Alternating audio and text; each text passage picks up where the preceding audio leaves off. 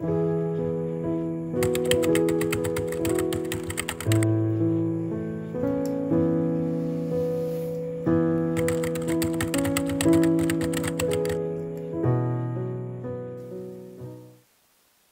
Ibu, Saudara-saudara yang terkasih di dalam Tuhan, renungan malam Jemaat Ramah hari ini, Minggu 31 Mei 2020.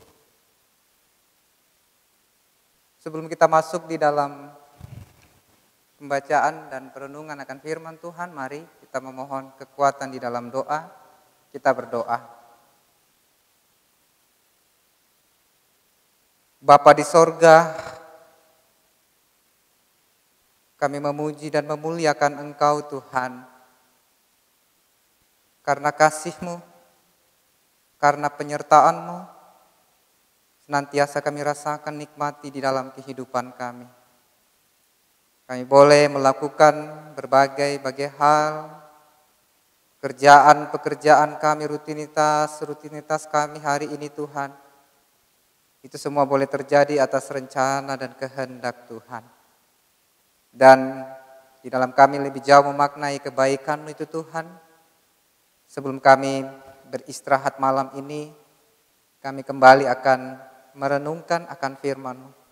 Kiranya Roh-Mu yang kudus menolong kami, masuk ke dalam hati dan pikiran kami, menuntun kami, agar dalam kehikmatan-Mu kami boleh memahami akan firman-Mu dengan baik, untuk kemudian kami lakukan di dalam kehidupan kami. Berfirmanlah ya Tuhan, karena kami telah siap mendengarkannya. Dalam nama Tuhan Yesus kami berdoa. Amin. Firman Tuhan yang akan kita baca malam ini terambil dari Ayub pasal 10 ayat 1 hingga ayat yang ke-22. Ayub pasal 10 ayat 1 hingga ayat yang ke-22. Firman Tuhan, aku telah bosan hidup. Aku hendak melampiaskan keluhanku. Aku hendak berbicara dalam kepahitan jiwaku. Aku akan berkata kepada Allah, jangan mempersalahkan aku. Beritahukanlah aku, mengapa engkau berperkara dengan aku. Apakah untungnya bagimu mengadakan penindasan? Membuang hasil jeripaya tanganmu, sedangkan engkau mendukung rancangan orang fasik? Apakah engkau mempunyai mata badani? Samakah penglihatanmu dengan penglihatan manusia? Apakah hari-harimu seperti hari-hari manusia? Tahun-tahunmu seperti hari-hari orang laki-laki? Sehingga engkau mencari-cari kesalahanku dan mengusut dosaku. Padahal engkau tahu bahwa aku tidak bersalah dan bahwa tiada seorang pun dapat memberi kelepasan dari tanganmu.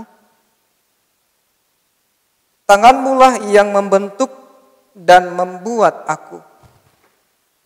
Tetapi kemudian engkau berpaling dan hendak membinasakan aku.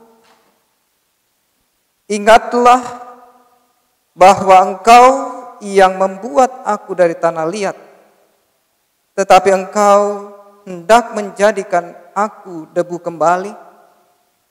Bukankah engkau yang mencurahkan aku seperti air susu dan mengentalkan aku seperti keju? Engkau mengenakan kulit dan daging kepadaku, serta menjalin aku dengan tulang dan urat. Hidup dan kasih setia kau karuniakan kepadaku, dan pemeliharaanmu menjadi nyawaku. Tetapi inilah yang kau sembunyikan di dalam hatimu. Aku tahu bahwa inilah maksudmu.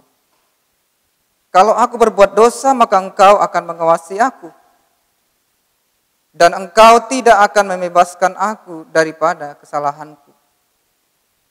Kalau aku bersalah, celakalah aku. Dan kalau aku benar, aku takkan berani mengangkat kepalaku. karena kenyang dengan penghinaan dan karena melihat sengsaraku. Kalau aku mengangkat kepalaku, maka seperti singa engkau akan memburu aku dan menunjukkan kembali kuasamu yang ajaib kepadaku. Engkau akan mengajukan saksi-saksi baru terhadap aku. Engkau memperbesar kegeramanmu terhadap aku. Dan pasukan-pasukan baru, bahkan bala tentara melawan aku. Mengapa engkau menyebabkan aku keluar dari kandungan? Lebih baik aku binasa sebelum orang melihat aku.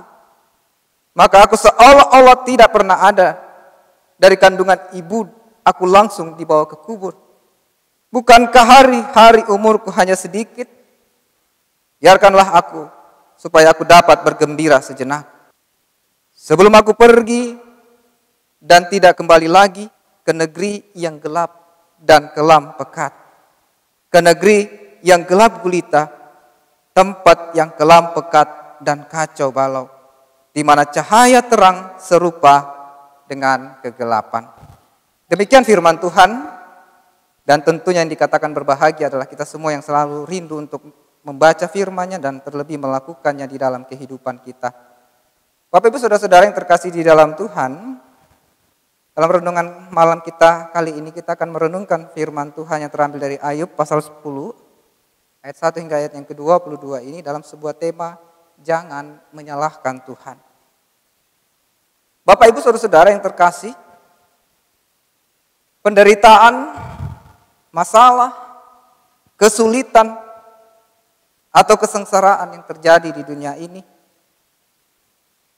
memang tidak pandang bulu. Bisa siapa saja dan dapat terjadi dalam berbagai macam bentuk. Penderitaan dalam hidup ini bisa terjadi karena berbagai hal. Bisa akibat dari kesalahan atau dosa yang kita perbuat, tapi bisa juga karena faktor lain, yaitu karena Tuhan punya rencana atas hidup kita, sehingga Ia mengizinkan hal itu terjadi dalam kehidupan kita. Pada umumnya bila penderitaan sudah mencapai puncaknya, kita seringkali merasa tidak tahan dan mungkin kita akan memberontak. Ayub pernah menunjukkan rasa frustasi dan keputusasaannya.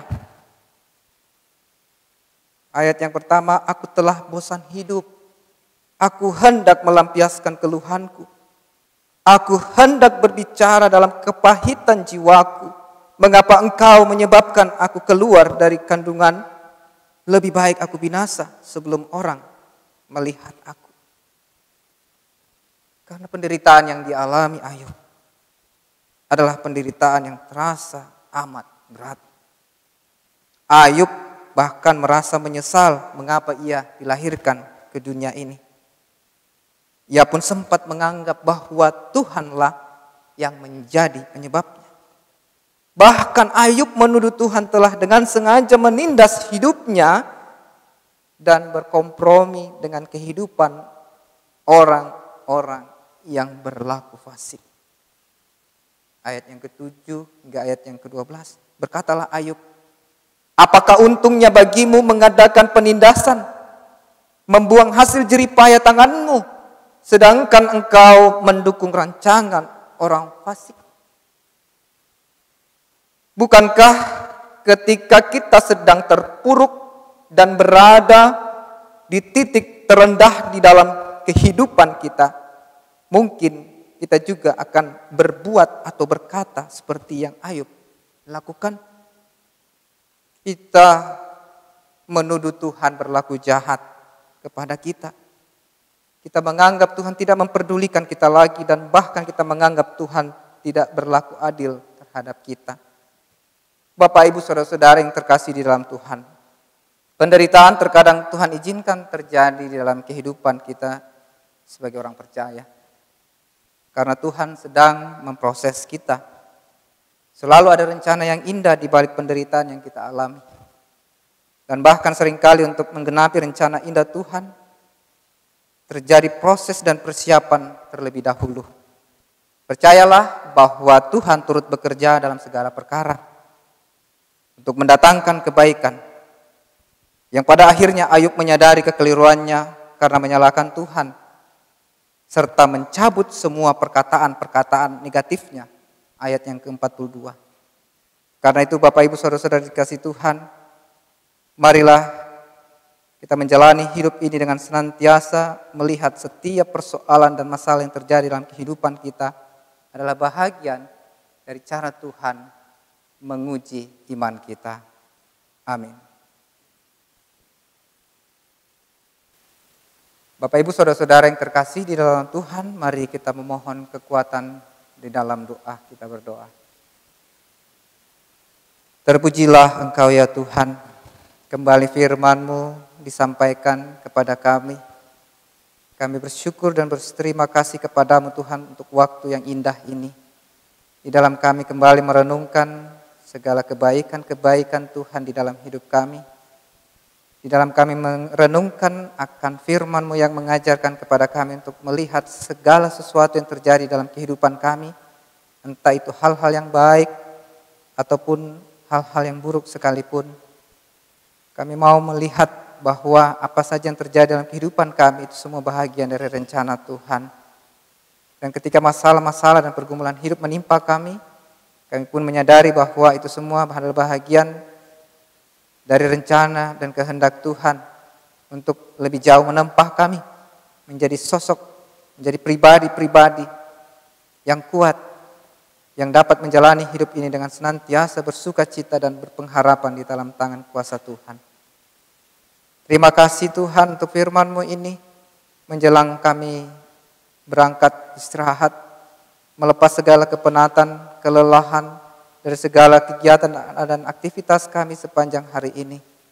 Kiranya Tuhan tetap menyertai kami, agar malam ini dapat kami lewati dalam istirahat kami yang tenang. Dan esok pagi, ketika kami bangun dan kembali merasakan berkat-Mu, kami tidak lupa untuk selalu bersyukur dan berterima kasih kepadamu Tuhan. Inilah doa, ungkapan syukur permohonan kami Tuhan, yang kami bawa hanya di dalam nama Tuhan kami Yesus Kristus, Tuhan dan penebus dosa kami. Amin. Demikianlah renungan malam kita hari ini, Minggu 31 Mei 2020. Kiranya Tuhan menyertai kita. Amin.